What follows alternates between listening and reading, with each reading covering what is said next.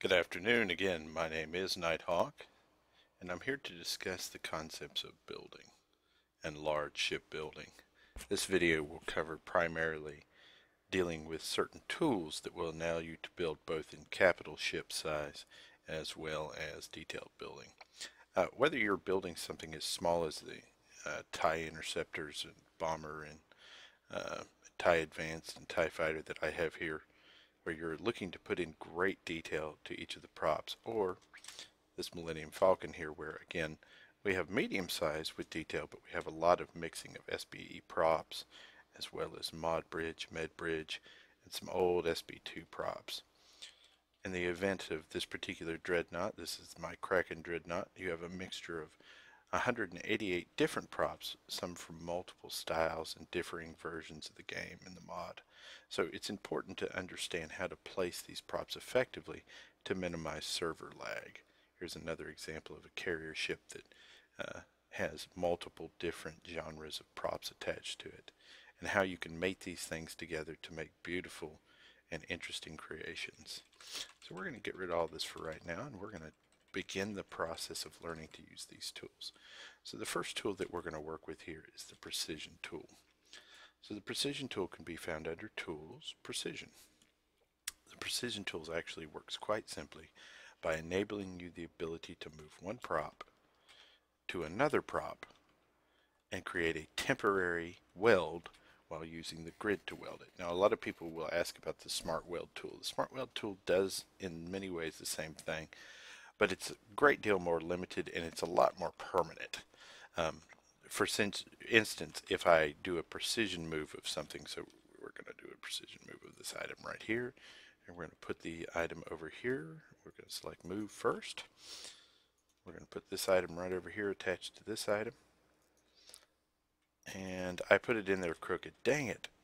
Well, it automatically goes in your undo list. And what more, it goes in your undo list and will move back to its original position. So it's a really handy tool. Another thing about it is this. So I can select detailed grids and make great and very, very accurate attachments. But more than that, if I'm not happy with the attachment for some reason, see here, this one was cattywampus, what I can actually do is in real world, without grabbing this thing with my phase gun, I can change its orientation, or their orientation to each other, and then I can work on my precision again. So I'm going to move this again. I'm going to snap this into place.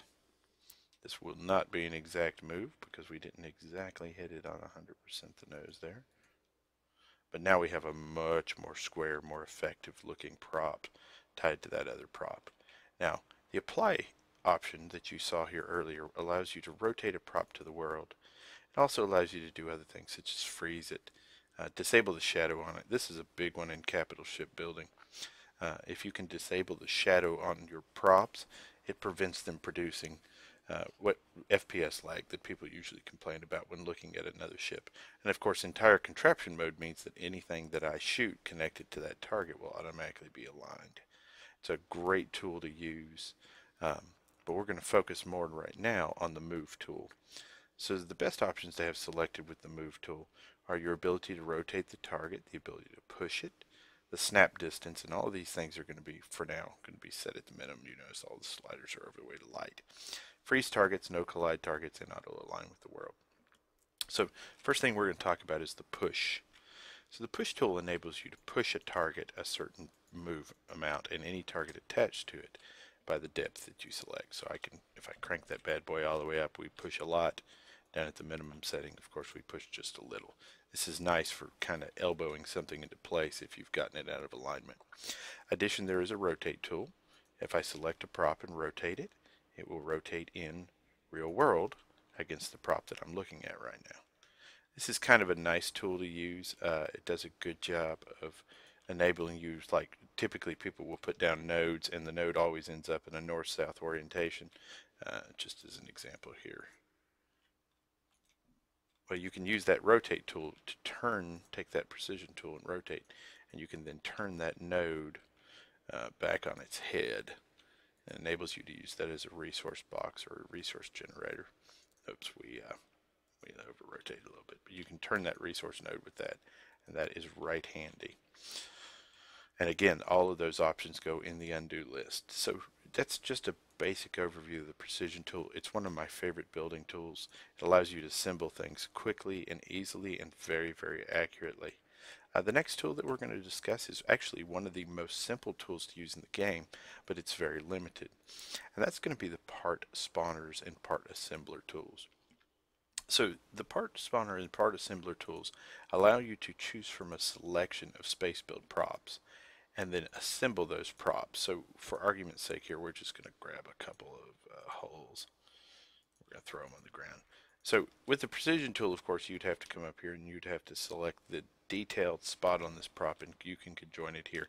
And the reality of it is your skill level becomes higher with the precision tool, you would be outstanding at it. But what the part assembler tool allows you to do is any part spawned from the part spawner list.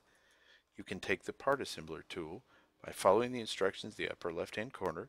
You can right click to create an attachment point, select that prop by left clicking, right click on the new prop, and then the left click will then put those two props together. And here you see I have practically seamlessly assembled these two props. That one right there and there. Now, just like precision, it goes in your undo menu, so you can undo. Now this is really handy for building large contraptions if you only want to use SBE props. The precision tool allows you to use any prop you want out there. It's my preferred building tool because I like to use props that don't necessarily exist under this one menu. Other tools that you're going to use during the course of your process, we're going to reiterate on the multi-parent tool. So earlier videos we talked about the multi-parent tool and how it was useful to you in assembling a lag-free ship. So first thing we're going to do is we're going to stick this prop right here with less than grace on this prop right here. Okay, so I've got two props attached together. No matter how many props are on your ship, the multi-parent tool is going to help you. So here are my props, and for argument's sake, we'll throw a chair on it. So brief interlude on chairs. So chairs listed under chairs and vehicles work. These are broken, really broken. They can either crash the server, they can crash you, they can, if you get out of your chair, you can get tossed to the middle of outer space at 0-0. No point in using them at all. They're just going to create heartache. All of these are your babies. So we're going to throw a seat on it. We really threw a seat on it, didn't we? Let's put that guy back in there. Okay. And we're going to throw a gyropod on it. Now, some servers out there have warnings. They say, you know, don't parent your chair, don't parent your gyropod. And what I'm going to do is I'm going to teach you how to do those things to, number one, keep your ship lag free, and number two, to kind of dispel some myths about that whole process. We'll just throw that guy into place like that. So first thing is you'll notice I haven't put a single weld on this ship.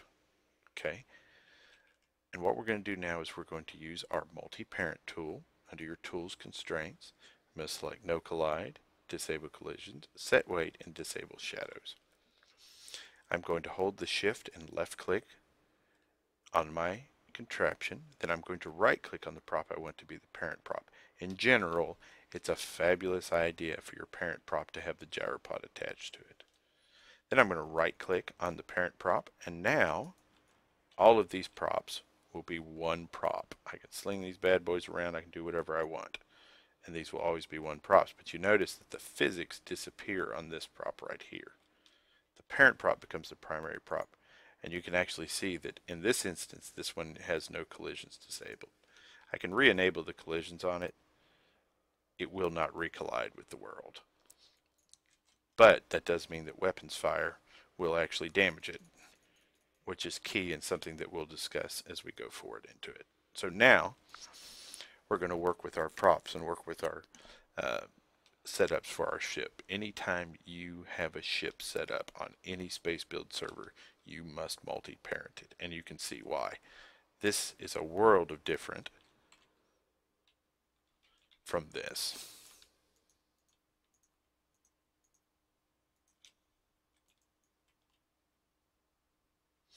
This is a mess. This is a cluster mess that will cause people to rage on you and eventually get you kicked from the server. It is instantly fixed by multi-parenting it. So, multi-parent tool is your other big capital building tool that you're going to use and work with. Other than that, gang, I want to be honest with you. Start small and work your way up. I have built some massive, massive things um, over time, and I can tell you that I have made considerable more mistakes with the design of things and how they ended up turning out um, before I learned well what you really needed to do to make a super huge ship or a super huge starbase.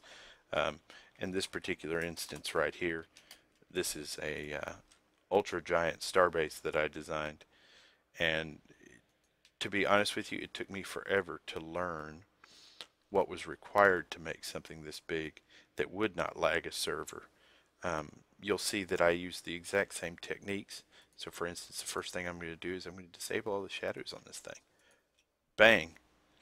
I now have no shadows. Uh, the advanced duplicator is still pacing this thing. This is a big space station. You're looking to create a ship that is interesting and exciting for the players on the server, but is not something that ends up creating a lag environment, because you'll never get to use your pretty ship. People will not disallow you to fly it. They will disallow you to play with it. And that's absolutely no fun at all. That creates an environment where your creativity is stifled because you've spent hours and hours and hours and hours building on something, and now you can't use it. This concludes this particular tutorial, ladies and gentlemen. We appreciate you paying attention, and we hope you have a wonderful day.